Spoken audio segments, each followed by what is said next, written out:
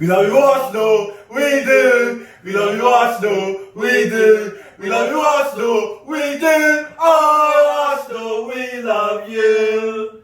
49-49 undefeated. 49-49 we say. 49-49 undefeated. Playing the Arsenal way. We love you Arsenal, we do. We love you Arsenal, we do. We love you Arsenal, we do. Oh, Arsenal, we love you. It's King Colin Walker, you know how we do, baby. I'm back with something light. Sit tight. Everything's gonna be alright. I'm back and I'm better. I'm back and I'm better. You know what I'm saying? Got a special guest here, you know, author, director, producer of yours and truly, Art de l'Amour. It's my brother, Wild ones.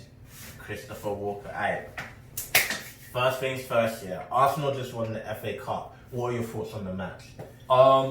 My thoughts on the match is that basically we played a solid game. We played with heart. Like after the goal, we responded with that adversity and just went full flight on them and took and gave them pressure.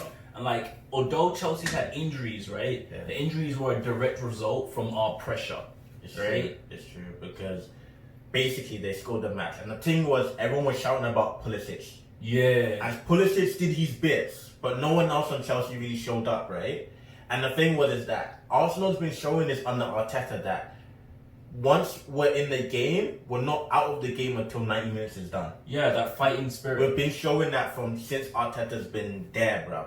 And the thing is that a lot of people are going to be like, oh, the game was too controversial. It was too controversial. Listen, the game was controversial, but to an extent. Because what? Chelsea's goal? Fair goal. Our first goal, that was clearly a pen. You can make the argument that he should have, Aspilicueta could have got red card right there, right? Yeah. Our second goal, the Bellerin challenge with Christensen, that was a 50-50 challenge with both players going for the ball equally. That's not a foul. Bellerin's not fouling Christensen. Neither is Christensen fouling Bellerin. No, he got the ball clean. It's just that the follow through, like you can make the argument that Christensen's follow through is what hit Bellerin, which kind of makes it like, oh, if you're gonna say it's a foul, it's the other way around. But he got the full ball. It's fine. That's what the slide tackle's for. He got the ball, and then we went on Aubameyang with a nice finish, beautiful finish. The red card of Kovacic. Like, I'll be honest, when it happened at the time, I do not like Chelsea. I hate them. But you gotta say it for what it is. It's not a yellow card. The first one, people are like, I don't know what you guys' commentary was saying, but our commentators were saying that it was questionable. The first one's definitely a yellow card. It was. My whole thing is that this year, this is what football is now. I personally hate it. I feel like Arsenal was throwing their body around way too easily. And I'm not going to be one of those fans that are going to be oblivious to my own team's nonsense. Yeah, that's what I'm saying? Yeah, like Pepe was running around rolling. Ceballos was rolling. Everyone knows that. That's tough. Yeah. Everyone knows that Granit Xhaka falls down to the ground easily. I personally hate it. Lacazette too. I hope that Arsenal stops doing it. But both sides were doing it. And in the modern day of football, whether you guys want to agree or not, it's a part of the game now, with players just rolling down easy. These guys take and that's why classes on it. They actually take classes on animation. And that's why everyone's yelling about the Bellerin Christensen. 10 years ago, no one's talking about that challenge. Because both people are going for the ball. Are people talking about that? Yeah, that's a football challenge. That's literally a football challenge, bro. Bro, like the thing is, what you got to realize is that when you're seeing that challenge, Christensen's gone in there with like holding his nuts and He's like, gone in there, I'm going in there, I'm sticking it in there. That's a great tackle. Man's like, I'm going deeper. Like, can't we just say that, well, Christensen did bits to get the tackle? It's just unfortunate that it went towards Lacazette. The thing is, Christian did foreplay, right? Yeah. But no penetration. You get me. And that's what I'm saying. You get me. And Arsenal go on to win the FA Cup, right? Aubameyang, we're going to keep him. He's staying. Aubameyang is staying, right? Aubameyang blood clot Yang, right? He's staying, right? Yeah. We've gone on to win FA Cup. League position doesn't matter. We're now in Europe. We're back in Europe, right? Tottenham ain't won nothing. United haven't won nothing yet, even though they're still inside Europa. They have a chance, right? Yeah. Everton ain't won nothing, right? So honestly, Chelsea, we just stopped them from winning the only thing they can win. They're not doing nothing in Champions League. They could win. No, they're not in Champions League. They're in Nando's, isn't it? No, they're in Champions League. They still got second leg against Munich. For real? That's what they're saying. So basically, yeah, if we're gonna be really solid, yeah, Arteta's done bits this year. What he's done bits. The thing is, yeah, is that, like, for me, Yeah. like, you know how when you come in a season and like you're halfway through and everything's happened with the corona, like you gotta give the man you gotta give him, like, you gotta clap for him. He's done a good job. None of the players that he has right now are actually his signings except from Cedric. I think Cedric is one of the players. Man, come on and done bits. Yeah, David Luiz, he makes a lot of bad errors, but you can't lie that Arteta's kind of, like, he's transformed him a little bit, so where he's in a key game like this, he hadn't made any mistakes, which people probably would have thought he'd done, but he's been the man in the back with Tierney that's kind of pushed the players up, like, yo, we've got one, we gotta go forward and get that goal. You're gonna get those goals. I have a question for you, right? Because a lot of Arsenal fans are very controversial about David Luiz, right? And there's my question. Do you think David Luiz has had more of a positive impact or negative, right? Because we signed him on another 1 year contract, basically. Yeah. Basically, he's basically on, like, you know, in what's it called? Mortal Kombat. Final Death thing. Yeah, That's what he's on, bruv. That's what he's literally on right now. Mortal Kombat. Man's got that, you know, the flashing red health bar. Yeah. That's what he's got. So do you think that throughout this season that he's had more of a positive or negative impact? You just gotta look at this, right? Our defense is not good at all, right? Yeah. So for you to highlight one person and use that one person as a scapegoat, I think that's a little bit unfair. Yes. Because if all of our players, like out of 10 rating or whatnot, Yeah. if all of our players are playing 2 throughout the whole season, Yeah. right? And then David Luiz is playing out of 4. It's unfair to be like, oh, David Luiz is playing out of 4. He's the worst. He's not actually the worst, in my opinion. He's made the worst errors, but I as feel like- a whole, I yeah, feel like he's made the errors that make it easy to pin it on him. yeah. You know what I'm trying to say? Like Exactly. red cards, it's easy to be like, oh, David Luiz got a red card, that's why we lost. But then you forget, like in the Man City game where he got the the red card in the pen. Yeah. You were forgetting that it was a terrible pass that led up to him getting that. You get me. So That's not, you get me, bro. like he didn't like. I'm not saying that he had to do that. Yeah. But I'm saying that the events that led to it is not. David Luiz. Yeah, that everyone has a part to play. Yeah. But when it comes down, let's just talk about this FA Cup run that we've done. When it Yeah. comes down to it, can you tell me that he's not inside that top 5 list of the players that we needed on the pitch at the time for us to have won against City and Chelsea? Honestly, make a fair point. And my whole thing with this FA Cup run is this, yeah? Other than Aubameyang, David Luiz was the best player in this FA Cup run. And Tierney, Other than Aubameyang. Because my whole thing with David Luiz is that he does solid performances, right? But he's one's off and off gets overshadowed by his solid performances. yeah. For example, today he had a solid performance, but no one's gonna talk about that.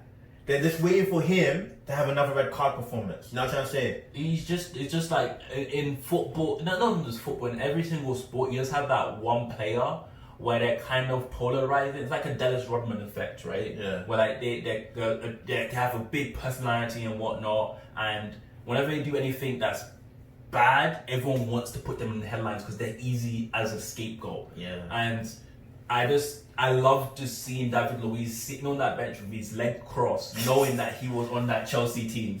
Then they put the camera onto Giroud, and Giroud just like, what is going on? Werner was on there. He was scratching his head. Werner was like, what? Man was texting his babes, bro. He's like, this is done. He's like, babes, what's for lunch?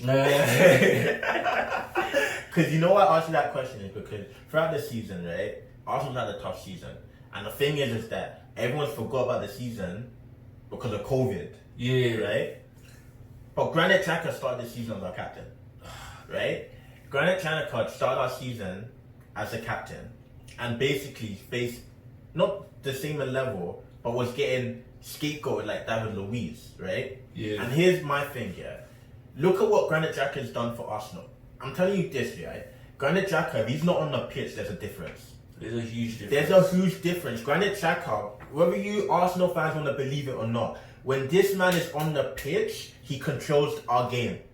Like he is not Vieira, bruv, but he has attributes of Vieira. That madman mentality, the fighting spirit, all of that. You get me? That true captain mentality, Granit Xhaka has it in him. And the thing was is that Arsenal fan TV and all you toxic Arsenal fans try to literally dismantle this guy's life with mental health, bruv. Yeah, like honestly, I like when it was Crystal Palace, he removed the captain's armband. It's like that's something you don't do, but he's frustrated. Like we can't like with a straight face as an Arsenal fan, you can't say what Unai Emery had done for the club is something that like was positive. So can you imagine playing for a man that doesn't know what he's saying, doesn't know how to communicate what he wants you to do, and then you're losing? Like obviously throwing captain armband is bad. It's but bad. What happened as a response to that to him? Like I won't say Arsenal fans, but people that think they're Arsenal fans messaging death threats, talking about each child, all that stuff. A man stayed and stayed with us. Lockdown came. Lockdown was finished. Came back and was just doing captain level stuff on the pitch. Yeah. Won us an FA Cup. 14, baby. 14. Bro. And if not Aubameyang, truly and honestly, Granit Xhaka should be our captain.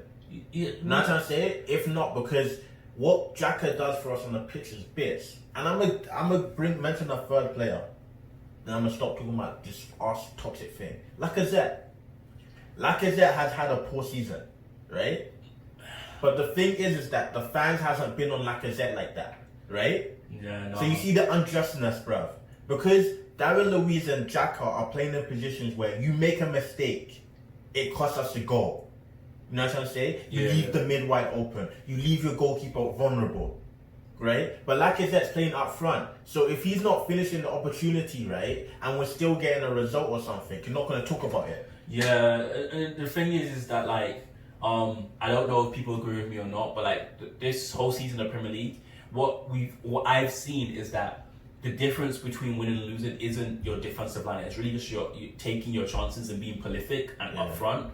And I'm not saying that Lacazette doesn't do other things on the pitch that contribute to us winning, but the whole point of the game is to get the ball in the back of the net, and he hasn't been doing that as consistently as he should be.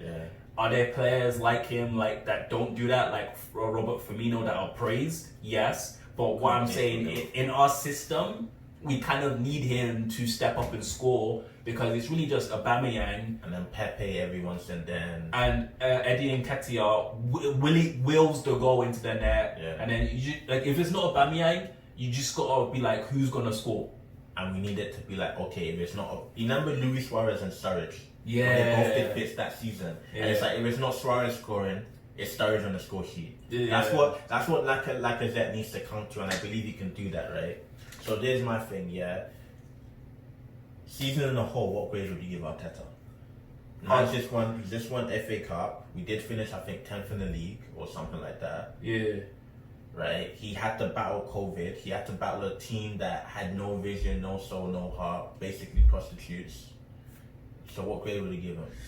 Okay, here's the thing, it's not hard to give him a grade, but it's one of those things where it's just like, he came in the transfer window. Came in the transfer window, so he couldn't really do bits. Like, personally, just looking at Arteta by himself and not looking at the garbage our club is, because it is trash, I give Arteta a 9. 9 out of 10? I give him a 9 out of 10. You know what, I give him an 8.5. And you lot are going to be like, how are you guys giving him a 9? How are you giving him an 8.5? Wall up. It's like this.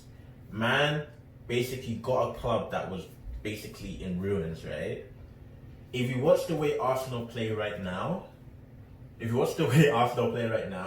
our team is structured and actually hard to beat. Before COVID happened, Arsenal was on a tier. Even though we got kicked out of Europa League, right? End of this season, we've gone on to beat Liverpool, Man City, and we just beaten Chelsea in the FA Cup final, right? These are the top teams inside the Prem right now. You have 2 of the last Prem winners. You have Champions League winners, right? Yeah. Then you have Chelsea, bruv.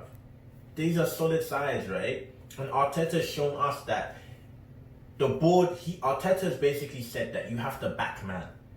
You have to back man. It's his first season as manager. He's won FA Cup. Pochettino did not win anything at Tottenham, even though they were finishing second, all of that, going to Champions League final. Arteta's gone in and he's got the job done straight away. That's what you like. He's got the job done. It's one of those things where you're just like, you know, if you clean a bathtub, you said that, oh yeah, I've cleaned a bathtub, right? Yeah. But then you can't see the result of the bathtub being clean. Yeah. You know what I'm trying to say? Yeah. It's like Pochettino did the job that was required. Yeah. Right? It's like, yeah, I've cleaned the bathtub. But then when you go into Tottenham, it's still dirty. They haven't won anything. It's still the same bathtub. And this is not me dissing Pochettino as a manager. It's me saying that like what people need to see is the result. And Arteta's got the result. You need to back man, give him the money to do what he needs to do. We have the money. We just choose not to put it into the club for some reason because we're greedy. All right. So moving forward, last question. Right. Transfer window. Transfer windows has been like Arsenal's biggest Achilles heels. Because every transfer window, One player. every transfer window will link to every man and every bird in the sky, bro. Will link to everyone, right?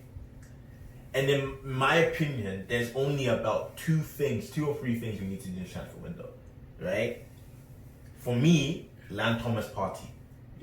Orlando Party. For me, Land Thomas Party, right? We don't need a striker, but if we Land Thomas Party, get another midfielder that can link play all together. You know what I'm saying? Yeah. That can link play all together, right? And then third, we need a solid defender. We need a solid defender. Like, I know William Saliba's coming back, but we need another solid defender, bro. Because Mustafi's good. You know what I'm saying? But we need a solid defender and we need a solid back five or back four that we know, like, this is... Here's the thing, yeah?